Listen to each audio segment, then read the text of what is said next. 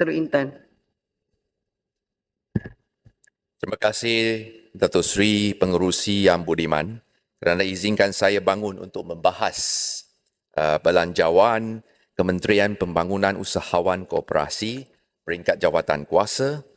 Datuk Pengerusi, saya ingin bangkitkan 5 perkara. Yang pertama, saya bangun di bawah perkara B26, perkara program khusus. Saya ingin bertanya kepada Yang Berhormat Menteri, ada peningkatan 5 kali ganda dalam pembayaran emolumen kaki tangan kontrak dari 381,000 menjadi 1.5 juta ringgit. Mengapa ada kenaikan mendadak yang begitu melonjak dan saya rasa perlu penjelasan. Yang kedua perkaranya, saya sedar di mana pembangunan kementerian ini adalah sangat penting kerana visinya adalah menjadikan keusahawanan dan koperasi sebagai satu agenda utama negara. Dan misi kementeriannya juga sangat penting kerana ia mewujudkan satu ekosistem keusahawanan dan koperasi yang holistik dan kondusif untuk menyokong agenda pembangunan usahawan negara yang inklusif, seimbang dan mampan. Yang Berhormat, saya juga rasa bangga kerana Menteri ada duduk dalam Dewan untuk dengar perbahasan. Saya ingin bertanya kepada Yang Berhormat Menteri.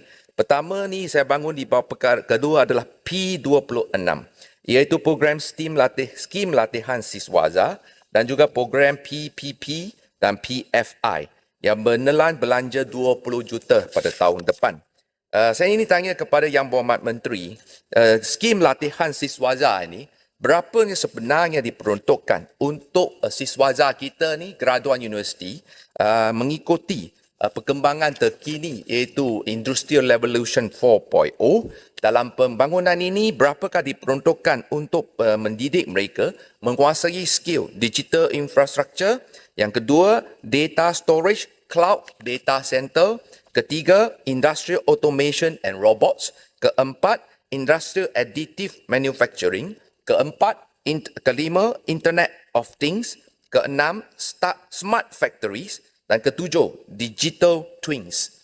Berapakah peruntukan sebenarnya disediakan supaya negara kita berada di kadar yang kompetitif berbanding dengan negara-negara lain, khususnya negara serantau.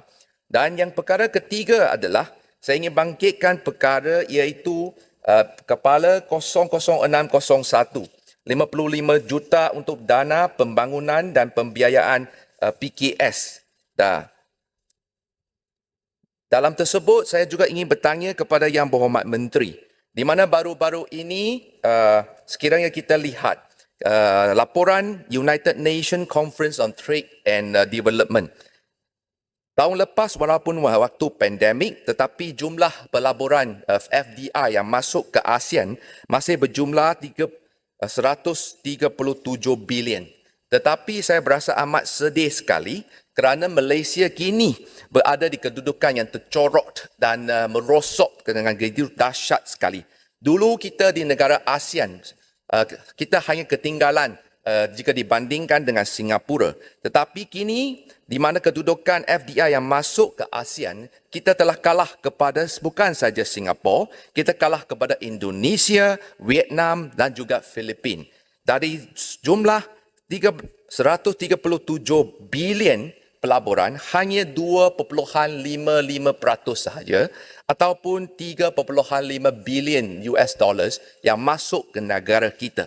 Ini bermaksud kementerian ini memainkan peranan yang penting untuk wujudkan satu ekosistem yang kondusif. Tetapi daripada jumlah pelaburan yang masuk ke ASEAN, terbukti di mana pelabur-pelabur asing telah menggunakan duit mereka untuk mengundi, tidak melabur di tanah air kita yang tercinta ini.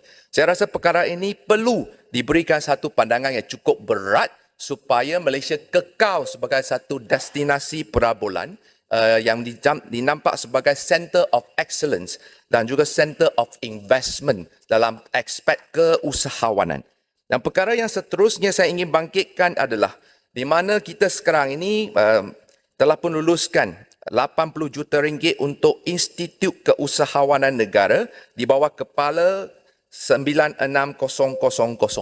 Saya nak tanya sebenarnya mengikut laporan Bank Dunia, atas dasar ekonomi baru yang tidak saintifik, telah pun ketinggalan zaman dan tidak mengikut keperluan dan juga keupayaan, dan sebaliknya mengikut warna kulit, menjadikan Malaysia mengalami krisis brain drain.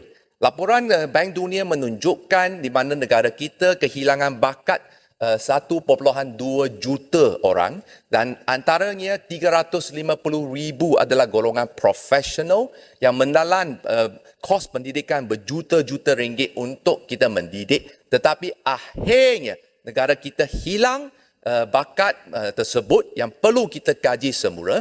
Bayangkan jika anak-anak muda kita di bawah semangat keluarga Malaysia, mereka semuanya adalah saudara mara kita. Bayangkan Menteri, jika mereka semua kembali ke tanah air kita bekerja menyumbang kepada pembangunan negara, saya rasa Malaysia bukan saja akan menjadi the little tiger of ASEAN, kita boleh jadi the dragon of Asia. Ini memerlukan pimpinan yang berwawasan jauh, berpandangan jauh, dan kita haruslah mempunyai berlapangkan dada memastikan supaya anak-anak muda kita kembali ke negara kita untuk terus menyumbang kepada pembangunan negara. Perkara terakhir yang saya ingin membuktikan adalah sebenarnya baru-baru ini kita berasa teruja bila kita lihat ASEAN mempunyai 12 buah syarikat unicorn. Unicorn bermaksud syarikat yang mempunyai nilai pasaran melebihi 1 bilion US dollar.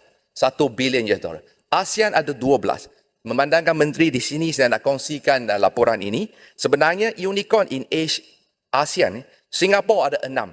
Iaitu number 1, C, Garena. Number 2, Razer. Number 3, Trax Image Recognition. Number 4, Grab. Grab sekarang syarikat Singapura. Okay? 5, Lazada. Number 6, Packsnap. Indonesia ada 4. Gojek, Traveloka, Tokopedia, Bukalapak. Filipina ada 1, Levolution, Pre-Crafted. Vietnam ada 1, WeNG. 12 syarikat unicorn, Malaysia KOSONG, kosong. Satu pun unicorn tak ada di Malaysia. Yang ada, Grab pun sekarang ini dicuri ataupun dicolek ataupun ditarik oleh Singapura. Mengapa? Kita ada syarikat unicorn tapi kita tak dapat kekalkan syarikat unicorn negara kita. Grab kini dijangka bernilai dan akan disenaraikan di Nasdaq New York menilai 40 bilion USD. Menteri, 40 bilion USD. Bayangkan syarikat ini jika dia bertapak di Malaysia, bayar cukai kepada kerajaan, bayar cukai kepada hasil kepada negara kita, berapakah hasil kita akan dapat? Memandangkan ini saya berasa kita perlu overhaul sistem kita untuk memastikan kementerian memainkan peranan yang cukup penting, wujudkan ekosistem yang inklusif, kondusif, selaras dengan visi dan misi dalam buku bajet yang ada dalam yang kita bahas ini. Saya mohon penjelasan dari Menteri. Terima kasih Datuk Seri Pengerusi.